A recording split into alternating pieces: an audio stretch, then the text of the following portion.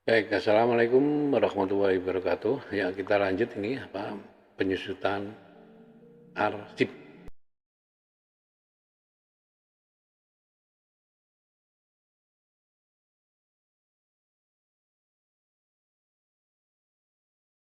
Ya, ini pengertian arsip adalah dalam konteks eh, pengertian berdasarkan undang-undang kearsipan kita, ya.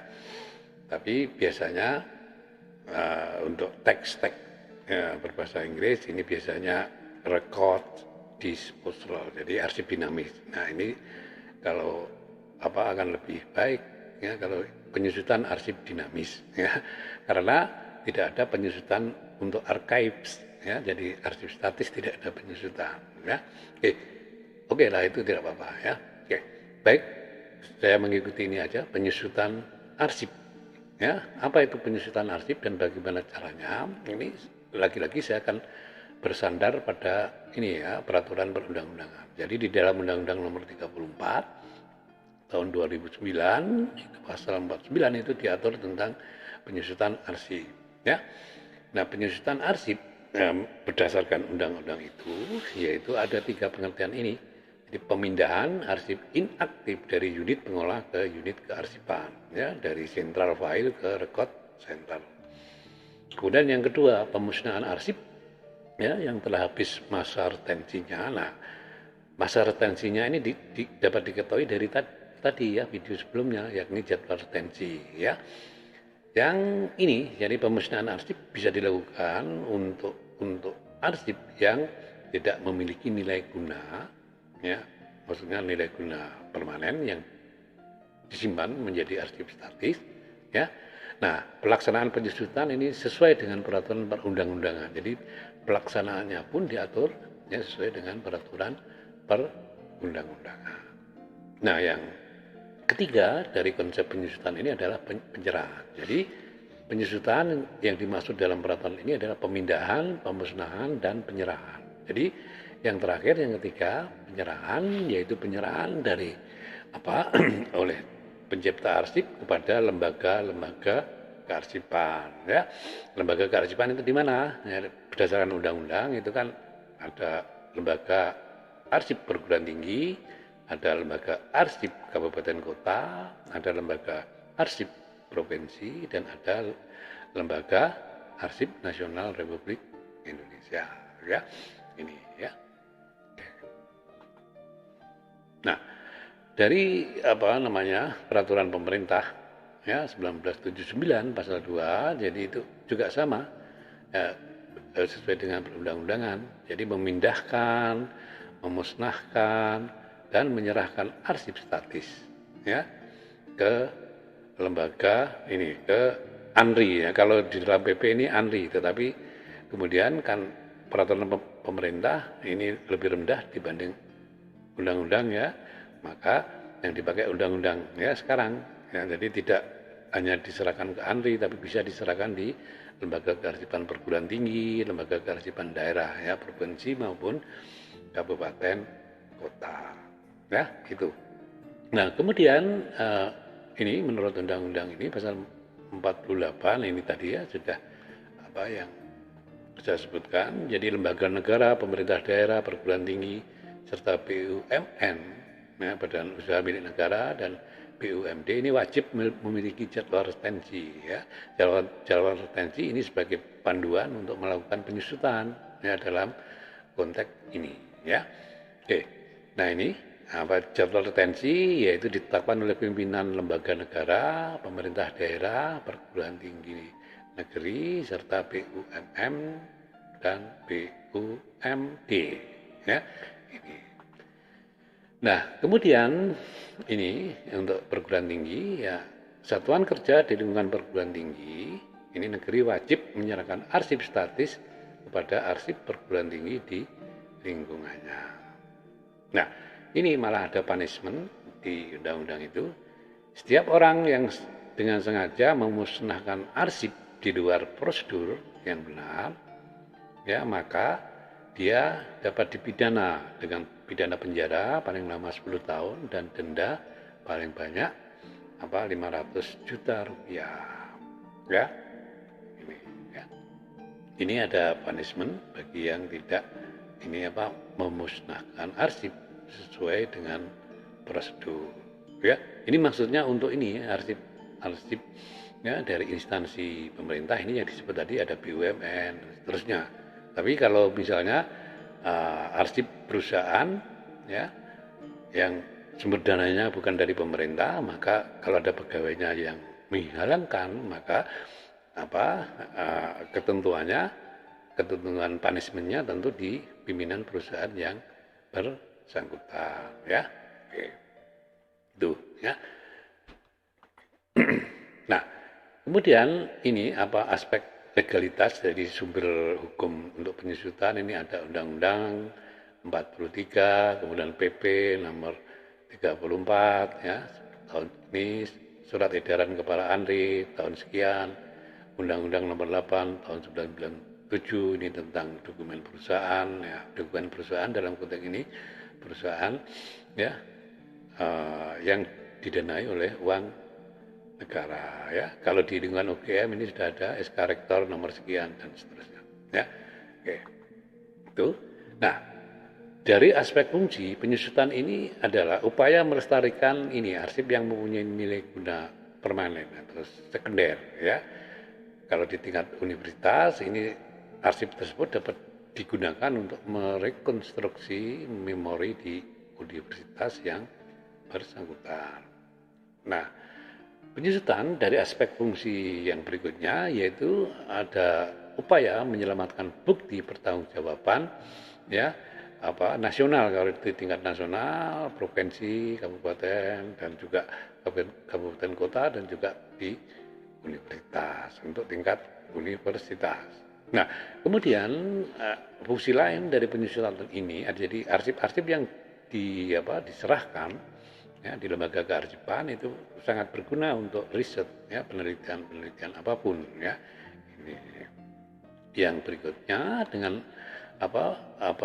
dilaksanakan penyusutan maka ada dukungan data informasi ya nanti bisa digunakan untuk perumusan kebijakan, pengambilan keputusan dan antara lain untuk akreditasi ya ini.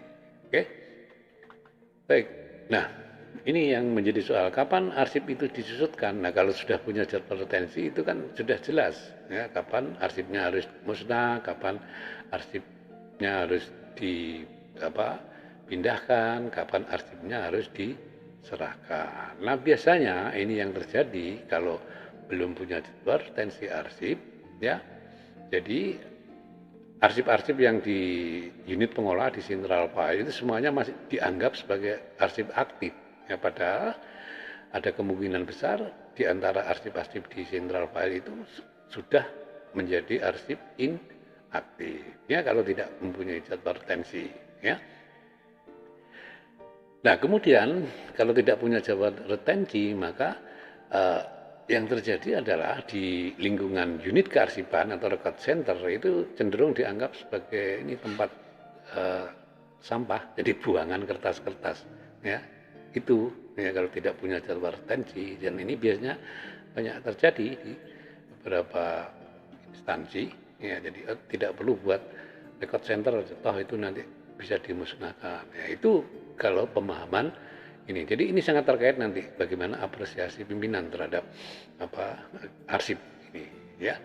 Nah, kalau tidak punya jadwal retensi itu sebenarnya bisa mengacu pada standar ini ya, International Council on Archive atau menggunakan ini ARMA ya dan seterusnya ya. Ini. Tapi biasanya tidak melihat ini. Jadi kalau tidak punya jadwal retensi ya tidak mau melihat ini. Jadi kecenderungan yang pertama ini sering terjadi ya.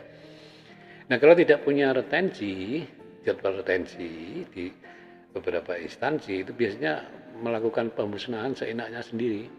Jadi tidak tidak terjadwal. Jadi ada yang kemudian semua berkas-berkas itu dimasukkan karung dan kemudian dilempit.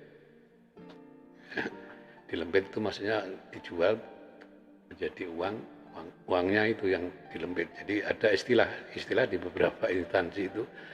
Ini kertas-kertas yang dianggap ya oleh instansi tidak berguna, kemudian dijual, kemudian dilempit. Biasanya dalam bahasa Jawa, wis kono ndang dilempitke kono, maksudnya dijual aja ya. Nah ini beberapa kecenderungan ada seperti itu ya di beberapa instansi ya. Ini ya. Kalau itu diserahkan, kapan diserahkan, kemana diserahkan, bagaimana caranya, ya pasti tidak tahu kalau tidak punya jadwal retensi ya. Ini ya, makanya itulah pentingnya disusun jadwal retensi arsip. Nah, seperti video saya pertama. Nah, kalau tidak punya jadwal retensi arsip, ini sangat terkait dengan ini tingkat apresiasi pimpinan ya yang sangat rendah pada arsip. Nah, biasanya yang terjadi di lembaga-lembaga di unit-unit kearsipan yang ditempatkan di sini itu kan sebagian pegawai-pegawai atau pejabat-pejabat yang tidak berprestasi atau bahkan justru sebagai punishment kalau dipindah di unit kearsipan di lingkungan kerjanya ya seperti itu. Jadi ini sangat berpengaruh sekali terhadap bagaimana proses penyusutan itu ya, termasuk penempatan pejabat-pejabat yang apresiasinya rendah terhadap kearsipan itu akan sangat berpengaruh terhadap proses, termasuk juga penyusunan jadwal retensi dan termasuk juga pada proses penyusutan di instansi yang bersangkutan ya itu. Nah ini contohnya kalau di lingkungan perguruan tinggi ini kan ini ya yang bertanggung jawab itu rektor ya. Di perguruan tinggi kan ada yang disebut lembaga kearsipan perguruan tinggi. Nah kalau di UGM itu cukup disebut arsip UGM. Nah lembaga ini bertanggung jawab membina unit-unit di lingkungan perguruan tinggi, misalnya rektorat, majelis wali amanah, senat akademik, majelis guru besar dan seterusnya, termasuk fakultas-fakultas. Jadi penyusutannya itu hanya terjadi di sini, di central file ke unit kearsipan. Ini dari central file ini ada arsip yang musnah, ada arsip yang dipindahkan ke record center. Nah, dari record center ya, ini juga ada arsip yang musnah, ada yang disimpan permanen di lembaga kearsipan perguruan tinggi ya. Begitu.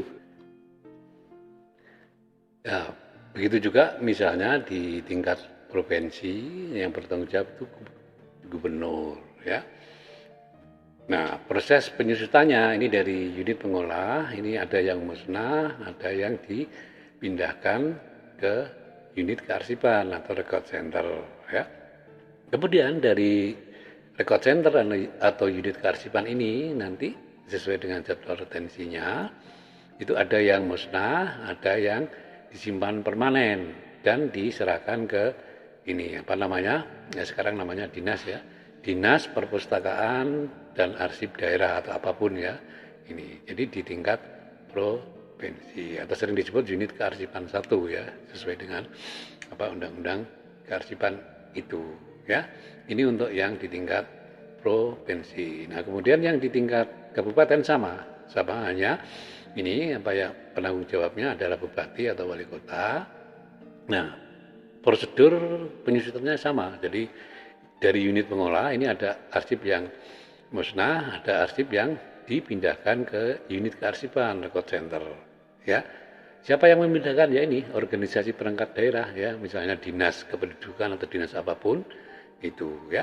Nah kemudian yang dari unit kearsipan atau record center ini juga nanti sesuai dengan jadwal retensinya ya juga ada yang musnah, ada yang diserahkan ke ini ya ke unit kearsipan 1 ya, biasanya disebut KPAD ya, Kantor Perpustakaan dan Arsip Daerah atau dibalik ya Kantor Kearsipan dan Perpustakaan Daerah ya. Ini. Jadi ini untuk penjelasan singkat mengenai penyusutan arsip di tempat kita ya. Sekali lagi penyusutan arsip berdasarkan peraturan perundang-undangan ini hanya berlaku untuk instansi atau organisasi pemerintah atau organisasi yang sumber dananya dari keuangan negara. Di luar itu tidak terkena peraturan perundang-undangan ini. Ya, oke, begitu ya. Jadi ini